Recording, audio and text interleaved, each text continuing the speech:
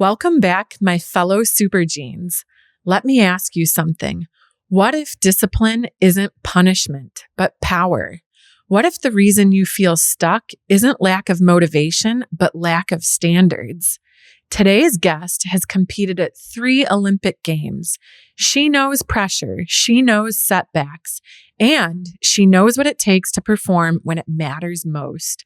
But this conversation isn't about medals. It's about mental toughness and resilience.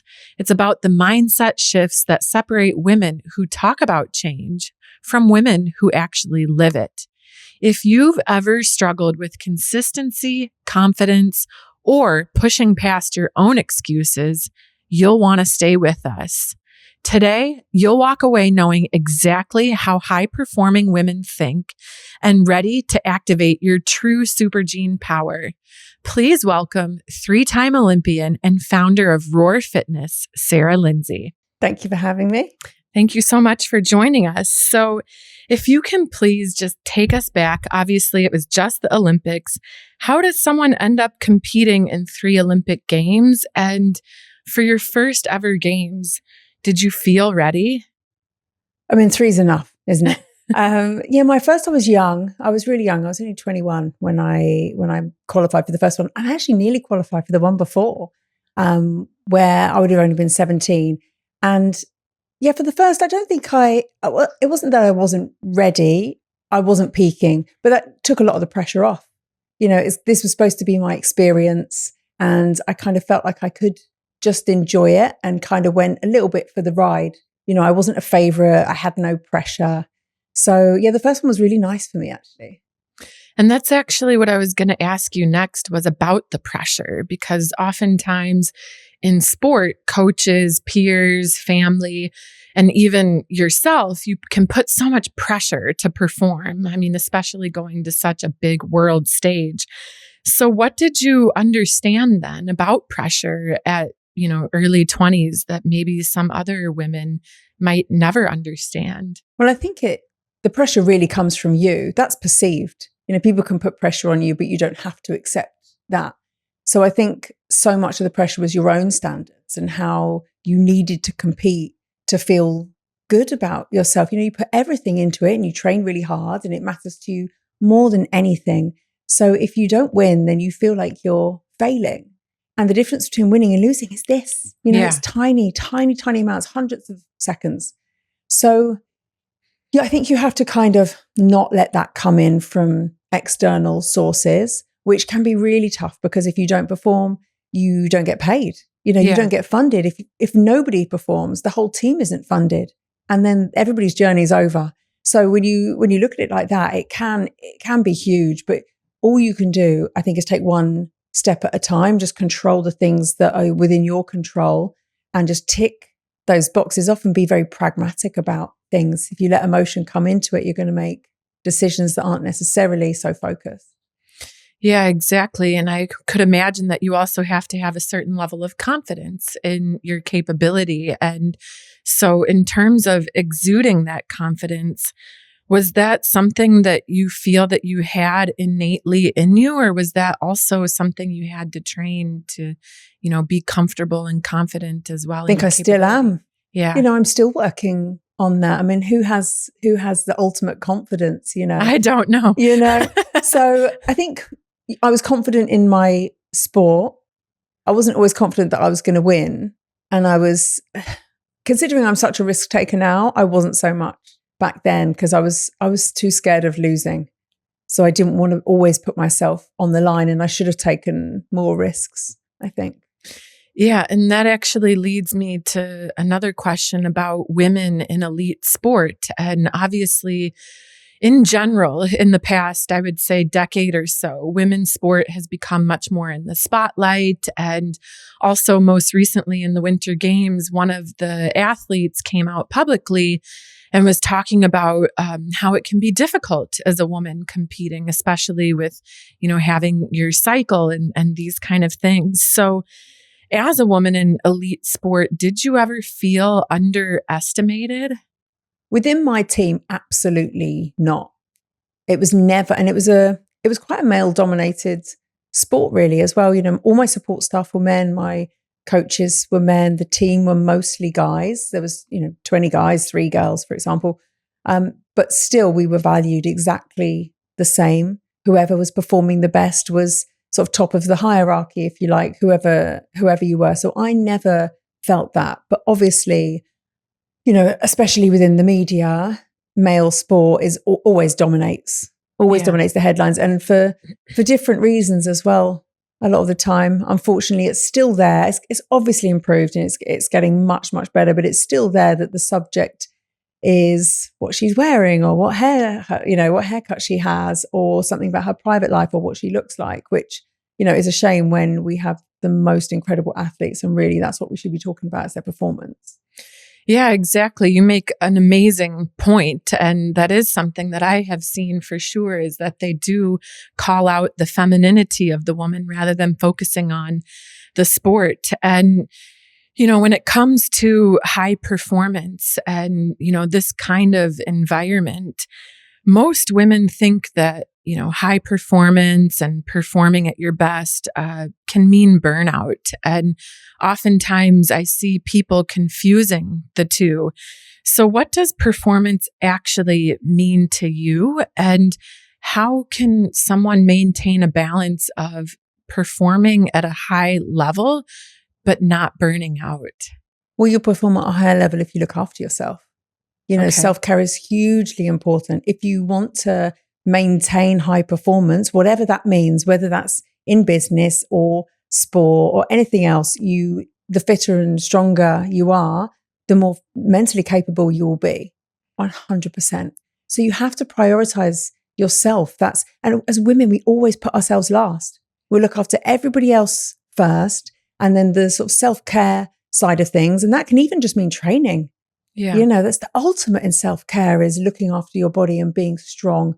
So yeah, we have this tendency, this nurturing side of us that will always put ourselves at the bottom of the pile, but we have to prioritize ourselves and not feel guilty about it. Everybody feels guilty. I know, it is really crazy that people feel guilty about prioritizing themselves. And it's, no wonder that you say that, because so many people that I've spoken to actually say the same thing, coming back to self-care and making sure that you carve out time for yourself so that you show up as a better person, as you said, be it in business and sport or even in friendships or in romantic relationships. But how do you keep the motivation on days where you don't feel like it? I think you can't expect to feel motivated. That comes and goes minute by minute even. Yeah. You can't expect, people ask me all the time, how are you motivated? I'm not. I'm definitely not. I don't wake up and think, I can't wait to go work out. I'm not one of them people. Some people really love the feeling. I don't like sweating. I don't like being hot. I don't like my muscles hurting or feeling sick, but I do it anyway and I think that comes down to discipline. I think and part of what you do, it's your habits. So you have to be motivated enough in the first place. And as soon as you feel that motivation, run with it, really go with it and use that to try and start to build habits and making exercise just part of your everyday life. And then it just becomes what you do. Same as brushing your teeth, get up in the morning, go do that thing, and then get on with your day. Yeah, you bring up a lot of great points here. And one in particular is about transformation. And, you said that you need to kind of feed off that motivation and run with it. So would you say that that's the difference between women who transform their bodies and lives and those who stay stuck? Or would you say there are other elements that separate those who are able to transform versus those who kind of just stay stuck in the same cycle? It's whether you prioritize it or not. Okay. 100%. Every single time. It's not because you're not able to, or there's something physically wrong. It's because you haven't prioritized it enough. Like we just talked about, you're putting other things ahead of that, or other people and everything else before yourself. And if you really want to make change, it has to be something that you're going to dedicate your time to. It's your emotion, it's your time, and potentially finances as well. But if any of those things matter to you, you're not going to waste your time. Right. You invest in something, you get a gym membership or book a bunch of classes or something. And if that cost, for example, is significant enough to you, you're not going to waste it. You will go. Or if, taking an hour and a half away from your kids makes you feel uncomfortable, you're not going to waste your time and slack off. So you have to think like, what's really driving you? What's going to really motivate you to make the most of that time? Yeah. And also when it comes to discipline, which is kind of another element that we're touching on here, is having that discipline to keep showing up and to keep that consistency. What do high achieving women often misunderstand about discipline? Wow. I don't know if misunderstanding, but I think it is going back to, you think you're going to be relying on motivation. Like discipline, it just has to be structured into your daily life. And it doesn't matter how you feel. It doesn't matter if you're in a good mood or a bad mood, or, you're happy or sad, whatever. You have to just go. If you're tired, you just go and do it anyway. And it's consistency is everything. Mm-hmm. That's where with anything that you're doing in life, consistency will create the result. It's not just, giving it everything on one day or 1 week.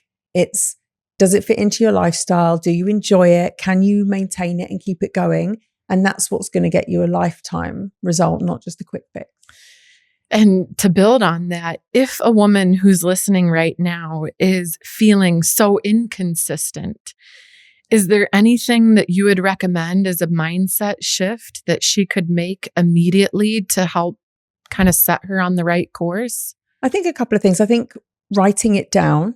So writing down your goals, really commit to what it is you want, and then breaking those goals down further and further until it's, what do I have to do next? And what do I have to do today? And then when we talked about priorities, it's making sure that you have that time and you've given that to yourself. So important. Yeah. And are there certain things that you do on the days that you feel less motivated? So obviously, exercise and fitness is kind of the core of your life. So on a day where you absolutely have zero motivation, what are some things that you do that just kind of help you feel a little bit better? I probably just complain more. I probably just moan about having to go do it, but I still usually do. The thing for me, my block is always work. Things come up, and so I have to do stuff in the morning. Okay. And it's not always the best time for me to work out. It takes me longer now. I'm a little bit older to loosen up and warm up and everything. So, but time-wise and my lifestyle, if I leave it till later on, then other things will come into my inbox, which I have to deal with, and there'll be, fires to put out. So I end up not prioritizing my training. So, but what I have done is created, a routine so that first thing in the morning, I make that, and I don't open my phone. I make sure I do what I need to do for myself, and I do my exercise and my morning routine, and I don't look at my phone for the first hour and a half, because nothing good happens at 6 a.m. There's nothing I need to know now that I can't find, look at in an hour's time. So yeah, that for me is very, very important. And I sort of geared a lot of my work towards that to be able to achieve that. Because I used to start first thing in the morning, training people, 6 o'clock and finishing late. But as time's gone on, I've prioritized things differently, and I know how much more useful I am to everybody else if I've taken care of myself in the morning first. I'm a much better boss, better friend, better partner. So yeah, I do really believe in prioritizing that. I love hearing that you've carved out this sacred time and that you're really like protecting your peace. I mean, I can completely relate because I also like to work out in the morning, and I notice a huge difference on the days where I do versus the days that I don't. And exactly as you said, how you're able to show up for yourself, but more importantly, for other people. And so I kind of want to shift gears a little bit to more about strength and aging and female power, and talk about, something that I think is becoming a little bit more demystified. And we were just talking about offline, which is strength training. Mm-hmm. And historically, so many women were a bit afraid to strength train. They were afraid of getting big and bulky and, often just overdoing it on the cardio. So why are so many women afraid of lifting heavy? And can you kind of demystify this topic a little bit? Well, I think the first thing people are nervous of hurting themselves. So they think of weight training, they think of big, heavy equipment, and that makes them nervous. And there's form, but then I think people assume that weight training is dangerous because there's heavy equipment involved, but machines are set up to protect you. So you're not going to hurt yourself. It's very unlikely to hurt yourself on a machine. And you're not throwing these dumbbells around, so they're not landing on you. And weight training is a very slow and controlled movement most of the time. You're not powerlifting, especially at the start. It should be slow. There should be a really slow tempo while you're moving. So it is actually very safe and very controlled. So there's the risk of getting hurt, I think people are nervous of. And like you said, the risk of getting bulky, which, I wish it was that easy. It's hard. It's really hard to gain muscle. Okay. And you need the genetic disposition. You need to be strong, already strong, not getting strong, but you need to already be able to lift heavy weight. You need to be able to really eat. So you have to eat deliberately for that purpose. And then it takes time. It won't happen overnight. You won't wake up in the morning and go, oh my God, what happened? It does take time. And if you didn't like how it was going or you thought you were gaining muscle, you can change it. Change the routine and change what you're doing, but it's not going to happen by mistake. I think a lot of people do know that now, though. People definitely know more than they did. Our education around this subject is much better, and also what we want for ourselves. And people do want to be stronger. They know the importance of being strong and how that impacts longevity. So we are definitely moving in the right direction. I used to have to convince women to weight train. I used to really have to talk them into it because I've been doing gyms for nearly 15 years and we've always been weight training only. I don't have any cardio equipment in my gym. Yeah, don't pay a trainer to watch you on a treadmill. Yeah. You can do that yourself. Yeah, I always wonder that, by the way. No, that's see them in the gym. Training. Yeah. So my gyms have always been that. And I used to have to convince women to weight train. And now everybody knows they should weight train, but people don't necessarily know how. So people are still nervous of knowing what to do. So I think we're moving forwards as far as the sort of body perception side of thing goes, but still a little nervous of form and doing things wrong and getting hurt and feeling silly and not belonging in the gym environment as well. I hear a lot of that. Yeah, exactly. But also like with cardio, for instance, at least speaking for myself, I always loved it so much because of the feeling it gave me, the endorphin rush. And sometimes weight training, as you say, it's slow and controlled, didn't necessarily give that same kind of uplifting buzz. So I can completely understand. And it is good that things are shifting in this direction because you brought up a really great point about strength being imperative for longevity. And I think that generally people are starting to shift towards a perception or a dogma of wanting to have longevity routines and practices rather than, the 90s when it was just all about being see-through, right? Yeah, absolutely. But that was my parents' generation. My mum wanted the smallest bum possible, for example. She was like, that question, does my bum look big in this? And my sister, I have a sister who's 20 years younger than me, and she's literally the opposite. So I'm like in the middle of my mum's 20 years older than me and my sister's 20 years younger than me.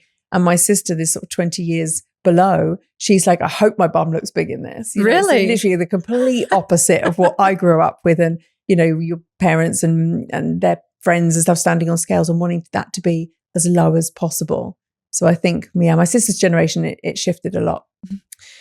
Yeah. And how do you approach, that idea of the number on the scale, with people getting hung up on that number? I mean, obviously, shifting gears a little bit, post Olympics, you opened Roar Fitness, which is now so widely known for the most insane body transformations. So if the listeners have not checked it out, check it out. I was actually really surprised because so many body transformations you can see online, you can kind of tell it's not the same person sometimes.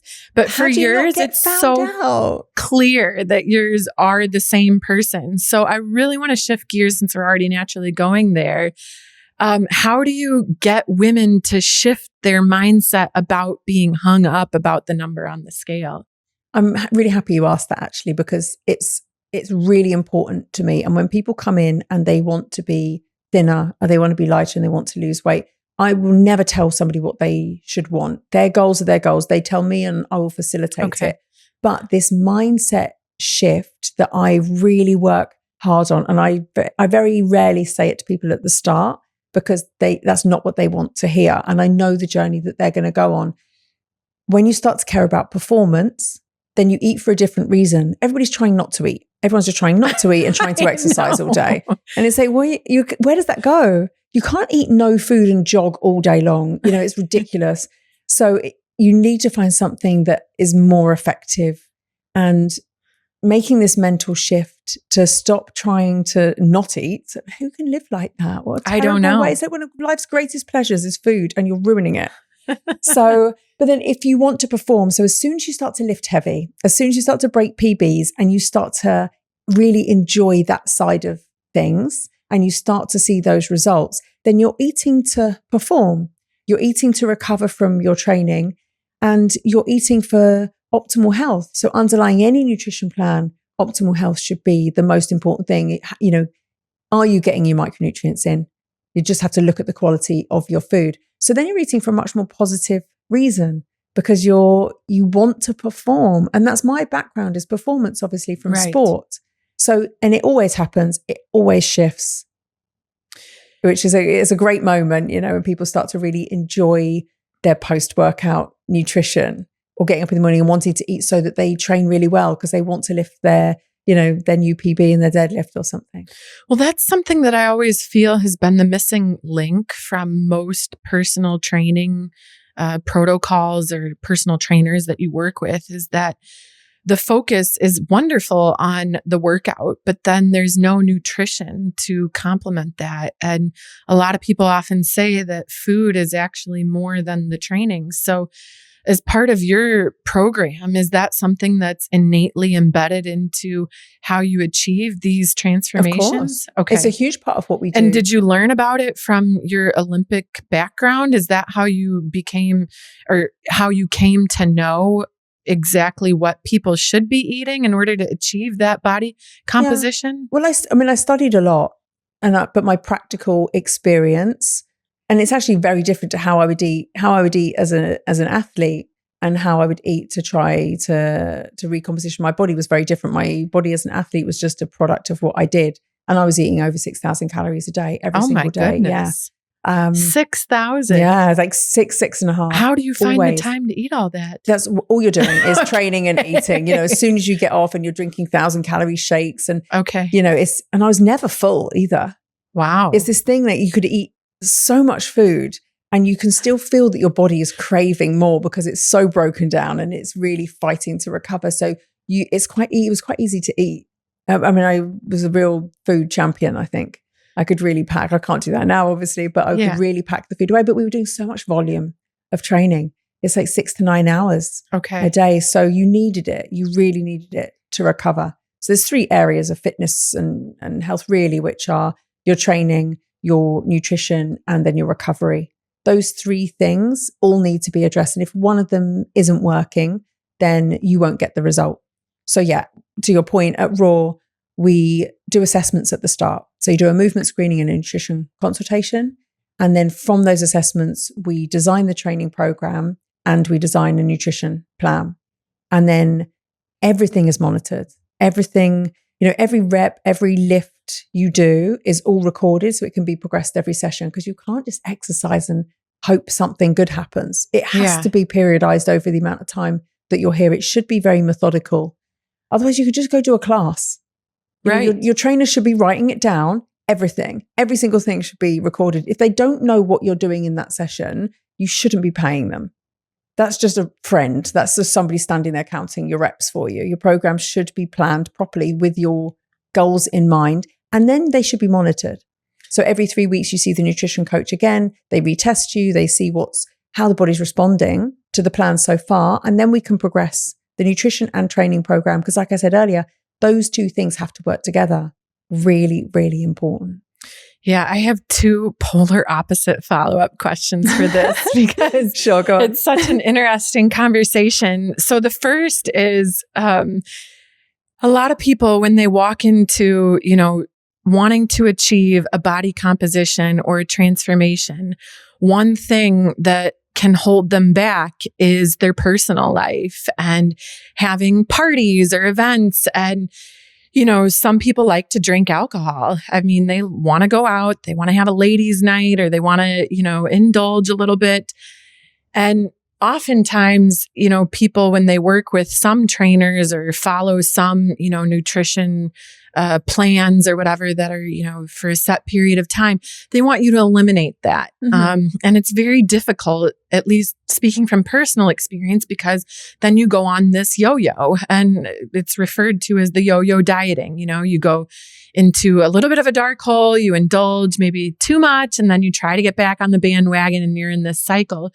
So are you able to create balance for people that do want to indulge and experience, having an occasion drink or two?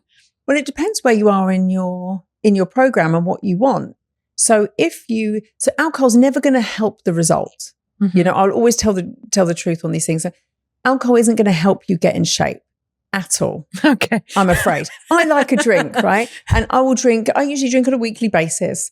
But I'm not trying to change my body, and I can maintain where I'm at now. And I'm always in good shape. I'm always lean. I'm always strong, and I maintain my muscle. Obviously, I know what I'm doing, and I can drink, and it stays the same. If you really want to get somewhere, or if I felt, and this is me personally, and I guess I'm coming from that athlete mindset and athlete background, if I really wanted to achieve the best thing, or I wasn't feeling good about I would do anything to change that. And if it means giving up booze for a few weeks, I mean, I don't think it's that hard, to be honest. What do you want more?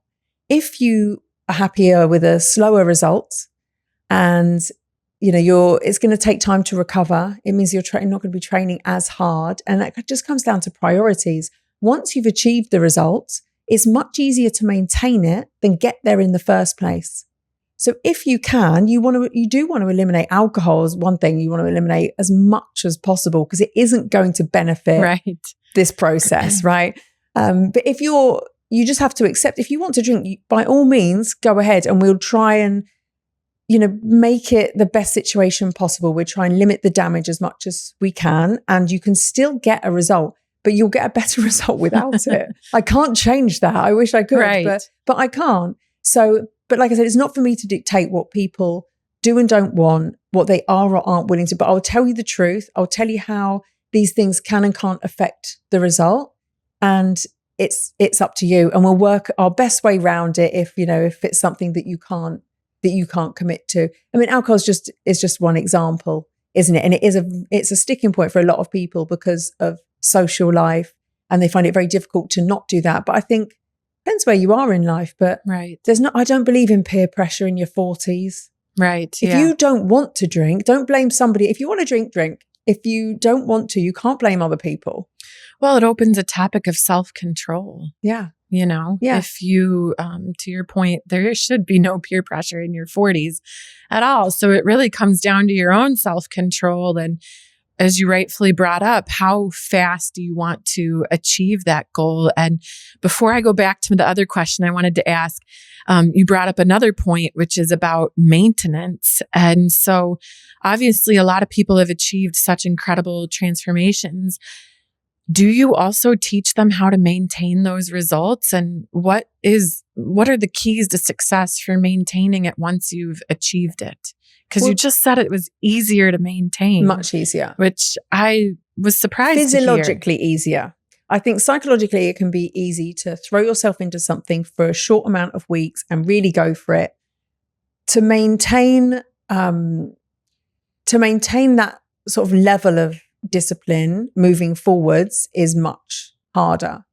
But physiologically, it's much easier to maintain the result that you got than getting there, because you have to make so many changes. If you're going from one thing to another, you have to make change. Otherwise, nothing's going to happen. So, it just takes a bit of commitment. Yeah, exactly. And so going back to the other question, what we were talking about was having high standards.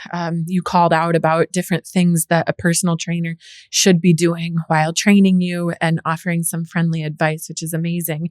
And so obviously you have very high standards that you hold yourself to and that your reputation is built towards. And So what do you do when someone doesn't meet those high standards? How do you navigate that kind of a situation? With regards to clients? With regards to clients, yeah. I mean, because obviously the people that you have on your team, you vetted them, and you wouldn't, I don't think, hire anybody who doesn't have those high standards and meet those same philosophies that you embody with Roar. But you can't expect people to be in the same place that you are. You know, people don't know what it takes, and we have a responsibility. People see these results and they come in and they see them with other trainers, and they'll go and train with people. And if you don't do a good enough job, and you're in this sort of a pickle sometimes where you want to provide good service, you want to keep people happy. So, you know, you try to nurture them and look after them, but you say, oh no, you can do that. That's okay. But you have a responsibility to tell people what they really need to do to get those results. Otherwise, they think they're doing enough. They don't know what it takes. So I have to tell them, and I will always, like I said, I'll always be honest. I'm never going to make somebody feel bad for feeling like they can't do it, or for, you know, I don't want people to ever feel like they fail, because it's all part of a journey, and people aren't in my head. They don't know what I know, and they are on the right path. So you just have to try and find solutions when people have those sticking points. It's a huge part of our job is to find solutions. But like I said, as a trainer, you have a responsibility to tell people what it really takes. Otherwise, they come in, they do their thing, and they can, you know, they're relaxed, or they can eat a bit at the weekend, or they can have a drink and stuff, and then they don't get them. They're like, well, I did what you asked. So that isn't fair either. I think, you know, a little bit of tough love sometimes, but you don't need to yell at people, you know. Positive encouragement works just as well. You have to look after people. Yeah, exactly. And in terms of being, you know, a woman in business, just to shift towards another topic, what did elite sport prepare you for with entrepreneurship? It made me resilient. 100%. It made me tough, because when you, especially in speed skating, you don't necessarily have very long in between races, and anything could have happened. You could have fallen, you could have hurt somebody, you could have raced a terrible race, and you've got 20 minutes to go and get ready, sharpen your skates, get back on and do it again. And you don't have time to sulk about it or be, you know, so you do have to turn things around very quickly, and it's not personal. And there are people you're racing against who are your friends, and they bumped you or they took you out, and it isn't personal. You have to keep moving on, and you can only do, like I said earlier, you can only do what's within your control. So, you know, with business, there's loads of ups and downs, obviously, and things that you can't prepare for. You have no idea those things, you know, around the corner. And I think so many businesses fail, not because the business isn't good enough, but because people quit, because it's hard. It's really hard emotionally, and it's your time and everything. So I think that's a much bigger reason why a lot of businesses fail. You cannot give up. You just have to. And when you train for 20 years, for a sport to win this one elusive medal that only one person can win that day, you know, you do, like I say, you do become tough. And I think you learn to take emotion out of things, even when, you know, it is personal at the end of the day. Yeah, it's all about that mindset, as we talked about earlier, and that mental grit and toughness. And for sure, I think, you know, you said something very valid about why you think a lot of businesses fail is because when things get tough, people quit. So do you feel like then that your athlete background has enabled you to push through those hard times when things have gotten tough? And are there any practices or any pieces of advice that you would share with other female entrepreneurs about how they can kind of separate out the practical from the emotional side? Because you also brought up that as a point, that you kind of have to push aside the emotional factor and keep moving. And especially with, you know, when you said, oh, you're competing against your friends, and you have to, you know, again, put that out of your mind and just stay focused on what it is. So how can women practically apply this to business? And do you have any advice that might help them? Women's superpower really is very different to how men behave. So a lot of the time in business, men are really competitive, and they will use that to drive each other and, you know, push each other forwards, and that competition, they thrive off it. And that's where they do really well. And then as women, we're expected to step into that environment and do the exact same thing. But actually, I was going to say our superpower is that we work together. We will support each other and we will look after each other and we will listen to each other. We will say each other's name in a room of opportunities where men are always just trying to beat each other. And I understand, how valuable and how powerful competition can be. But I don't think that is where women should be looking. We should be helping each other and not trying to compete in a male sort of competitive world. We have to come together and help each other, and then we can all start moving forwards together. But it's the fact that it is such a man's world and we're expected to perform in the exact same way that they do. And that's not how we're our strongest. Yeah, I love that you brought that up. Number one, first and foremost, I completely agree about women supporting women. And unfortunately, I haven't always seen that as being the case, but I'm hopeful that by promoting it more and, being somebody who helps other women, that it will have a boomerang effect, right? Of course it does. Because I do agree that us women, we need to band together, as you rightfully say, in this male-dominated world. And so is there anything in terms of, working with men that you could also help women understand for navigating some of those tough situations? Because, you also brought up how women are trying to operate and are being held to the same standard as men. When it is a female business owner, she's being compared to a male business owner. And so how can women kind of use that maybe to their advantage? Is there a way? By diving into it.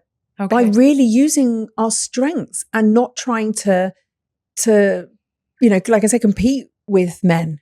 We're different species. We really are different and we work very differently. I'm no one's boss. I have my businesses and we're in London and Dubai and I've got a lot of staff, but I never tell anybody off. You don't need to. You set the standards. And then I let them do it. My trainers here, they're amazing. They're so good. They're such a great bunch. And they're really proud of where they work. Because if you're a raw trainer, you're good. And they know that. So they're proud of it. And I don't have to tell them what, they should or shouldn't be doing. They already know and they already execute it. And I've given them the gym. I'm not there policing it. They run it and they host it. And they, like I said, they're proud. So they really look after each other and the clients. I can't look after everybody anymore, but I make sure that everybody has what they need and I make sure that I look after them and they will look after my clients then. Yeah. So it's just sometimes a different way, especially in this industry. It is very male dominated and there are a lot of egos and there is no space for that in my gym. So it's a nicer environment to be in. Yeah, it sounds incredibly welcoming. I also really love it. And you mentioned a leadership trait that I very much value, and that is empowering others to have that autonomy and building an environment where you trust them and they are given the space to do their job. It's really must be such an amazing environment. I have loved this conversation, Sarah. This has been so powerful. You have honestly reminded us that discipline isn't a restriction, but it is self-respect. And Supergene's high performance isn't about motivation. It's about your standards. So before we go, again, thank you so much for joining us. Can you please tell everybody how they can find you and how they can find Roar? Well, Roar, I always have to say is spelled ROAR. Okay. Not like raw food. It's raw like a lion. But if you Google Raw Fitness, then you will find us. We are in London and Dubai, and we have online training as well. And I'm Raw Fitness Girl on Instagram. Great. Thank you so much, Sarah. Thanks so much for having me. I really enjoyed that.